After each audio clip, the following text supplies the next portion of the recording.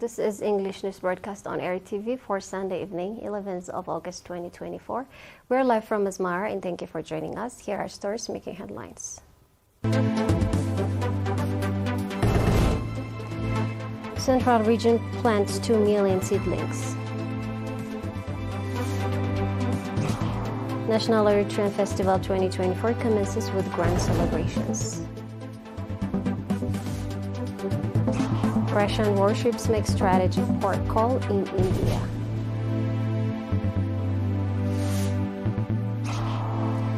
.9 magnitude earthquake rocks southwestern Japan.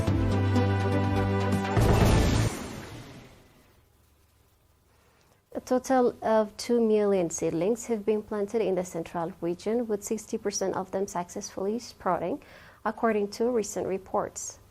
Mr. Abraham Takhlu, head of the Forestry and Wildlife Authority, shared this information during a soil and water conservation and tree planting campaign conducted by the 60th Division of the Eritrean Defense Force in the Bet-Gergish area on 10th of August. Lieutenant Colonel Yosef Haile, commander of the unit, told ERINA that the unit had previously been involved in the construction of the Durfo Dam and had started constructing terraces and digging holes for planting in mid-July. Supervisors of the campaign stated that their efforts are being effectively guided by the Forestry and Wildlife Authority. Members of the 60th unit affirmed their commitment to ensuring the proper follow-up until the planted trees fully grow.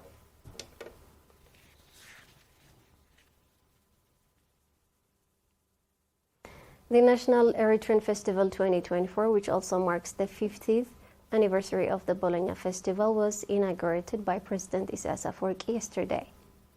The opening ceremony held yesterday morning saw the attendance of ministers, senior government in the People's Front for Democracy and Justice, members of the diplomatic corps, and numerous invited guests. President Isaias toured the festival grounds, viewing exhibits on agricultural advancement, renewable energy, tourism, and marine resources. The displays also highlighted Eritrea's history, culture, and the everyday life of citizens. Further enriched the festival were showcases including a book fair, handicraft products from the Livestock and Crops Corporation, an exhibition on painting and traditional attire.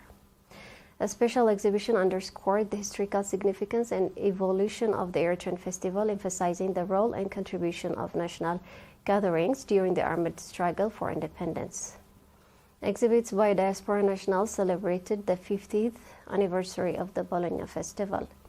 Running till 18th of August, the festival will feature cultural presentations from all 6 regions of Eritrea. Attendees can look forward to traditional dances, folklore sessions, and exhibitions depicting various aspects of Eritrean life. Diaspora communities from Europe, North America, the Middle East, and Africa rich tapestry of cultural programs, children's entertainment, institutional product showcase, and educational seminars.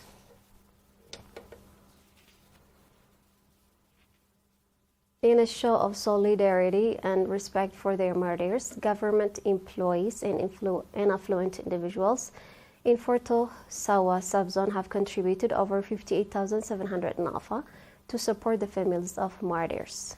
This financial assistance was accompanied by the distribution of 8 cards provided by the Ministry of Labor and Social Welfare. Mr. Aragai Mabrahtu, the acting administrator of the subzone, detailed that 35,500 nafa was raised by government employees, while affluent individuals contributed an additional 23,200 nafa. This collective effort not only reflects our societal respect and honor for the martyrs, but also reinforces our commitment to support their families, stated Mr. Idris Mohammed Saleh, a representative from the Ministry of Labor and Social Welfare. He added that last year, contributions totaling 99,000 nafa were distributed among 59 families of martyrs. In related developments, 22 administrative areas in Ad-Khala subzone collectively raised over 7,000 nafa to support families of martyrs.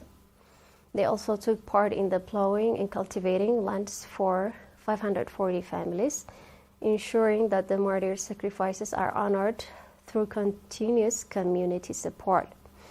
The families received the support have expressed their gratitude, appreciating the ongoing support from the community and government. Mr. ERi-TV, administrator of the Ndagergis Semi-Urban Center, and Mr. ERi-Nagash, managing director of the Adi Akelo administrative area, echoed these sentiments. They emphasized that such support is a testament to the profound respect and honor that the Eritrean people uphold for their martyrs. Those were local news updates. Stay tuned for international news.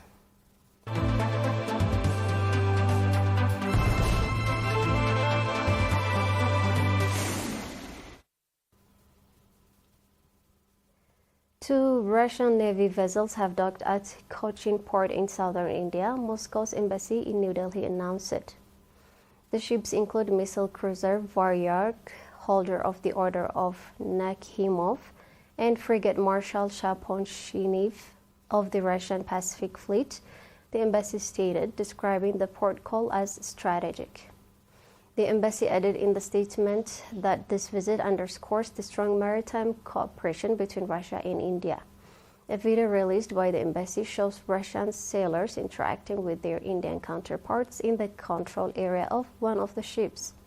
The visit was reported days after Indian Navy frigate INS Tabar traveled to Russia's St. Petersburg for a 4-day visit to participate in the 328th Russian Navy Day parade celebration.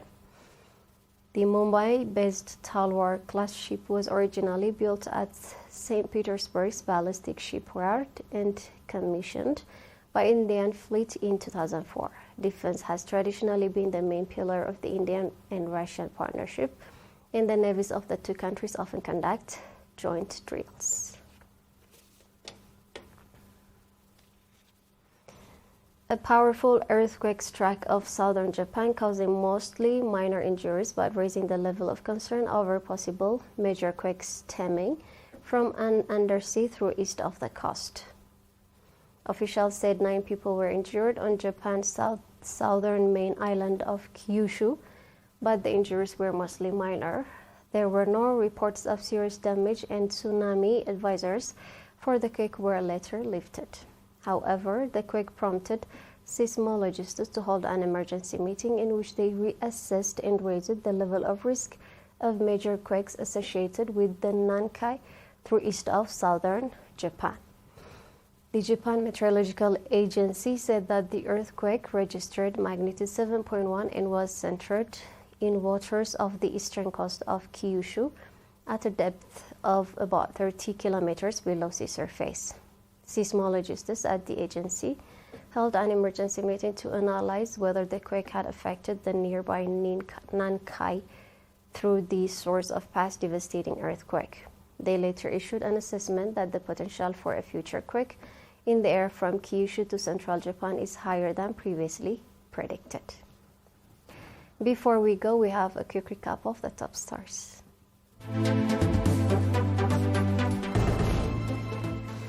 Central region plants 2 million seedlings. National Eritrean Festival 2024 commences with grand celebration. Russian warships make strategic port call in India. 6.9 magnitude earthquake rocks southwestern Japan. And that wraps up our news broadcast for now. Thank you for watching. Good night, everyone.